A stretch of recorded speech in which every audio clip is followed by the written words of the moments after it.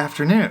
This is BeamtUp Tech. My name is Taylor. Samsung just revealed a couple of very highly rumored handsets, the S10 Lite and the Note 10 Lite. Specs, that's what you came for, I think. In an article by Chris Smith from BGR, he talks about how there's a few differences between the two models, and here's what they are. They both have a 6.7-inch screen. Both phones will also have an in-display fingerprint reader, just like the S10 or the S series.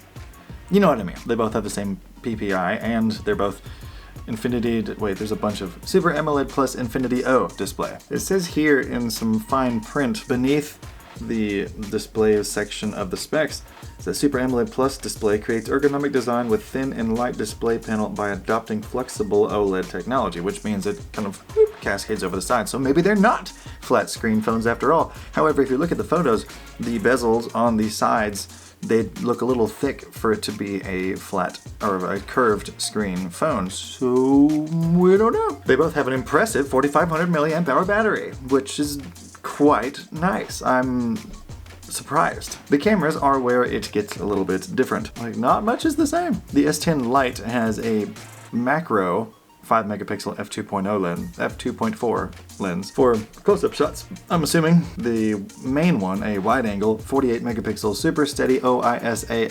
f2.0. Basically, it's stabilized and it has autofocus and a 2.0 aperture. Actually, because the premium phones have the variable aperture that goes from, I think it's either 2.4 or 2.0 to 1.5. Not as good at nighttime photos will they be. And then the third one is an ultra-wide 12 megapixel f2.2 on the S10 Lite. But on the Note 10 Lite, we have another ultra-wide 12 megapixel f2.2, just like the S10 Lite, but that's where the similarities end. Instead, we have a wide-angle 12 megapixel dual pixel, AF f1.7 optical image stabilized. So the wide angle is 48 megapixels, super steady, autofocus 2.0, and the Note 10 Lite is a 12 megapixel dual focus. This is as confusing a spec sheet as I've ever seen. Maybe it's because I'm trying to read it out loud. But it's a 1.7 aperture. So the Note 10 Lite has a better aperture in the main camera, but not as many megapixels as the S10 Lite. And then they have not a macro, but a telephoto 12 megapixel autofocusing f2.4 optically stabilized lens. So that one can zoom in, and then it appears that the one on the S10 cannot, and it's only 5 megapixels and 2.4 aperture. God. The fronts of these phones are way easier to understand. They both just have 32 megapixels, which is not bad. F2.2 cameras, done.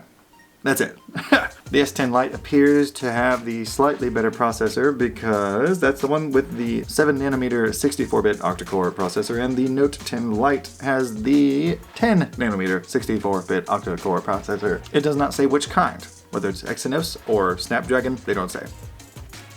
Yet. RAM is the same on both models, either 6 or 8 gigs of RAM with 128 gigabytes internal storage, dude. So I saw in the fine print that the variants may depend on color or region or both. So that's probably where that 6 or 8 gigabyte thing comes from. Maybe one is for the Exynos, one's for the Snapdragon. Again, it does not specify. Thankfully, they're both going to have Android 10. I don't know, man. That Note 10 Lite picture looks pretty sexy. Like, I'm telling you, bro, I want it. But I don't want it because the S11's just gonna like blow it out of the water, and probably every other phone that comes out next year. That's my own bias and optimism speaking, but sure. It appears that the Super Steady, with a capital S on both of those words, so I'm assuming it's like a moniker or brand, optically stabilized wide-angle 48 megapixel lens has not been used, or that's the first time Samsung's using that one on a phone with this S10 Lite and Note 10 Lite. Oh, the different specifications, alphanumerical. The sensors on the back of the Note 10 Lite look a little bit different, probably, or most likely because they had to scoot it over in order to make room for the S Pen, which also makes the phone a little bit taller and a little bit thicker, and thank God a little bit heavier than its S10 Lite counterpart. As far as price goes, they also have not said anything about how much they're going to be, so we will probably have to wait until CES 2020 when Samsung reveals them there. Or at least that's what the article's author is of the opinion of as far as when they're going to tell people about it. Why wouldn't they just do it at the Mobile World Congress right after they announce the S11/or 20?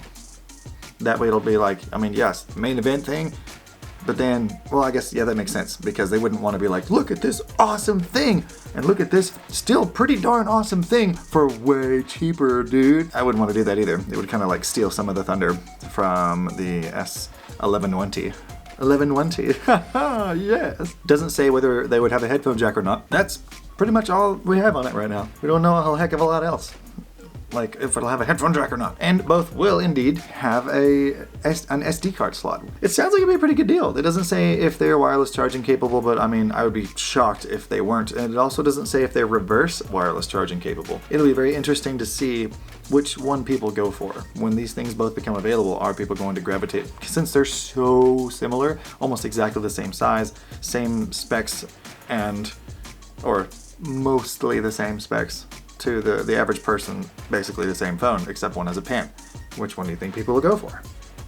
Tell me there. Or you could reach out on the plethora of other social media platforms that I'm on. There's other things that get put there that don't get put here for like a smattering of variety, yes. And there's also these ways that you could show some of that free love if you so desire. I make other videos besides tech, and if that is of interest to you, you can find those up here.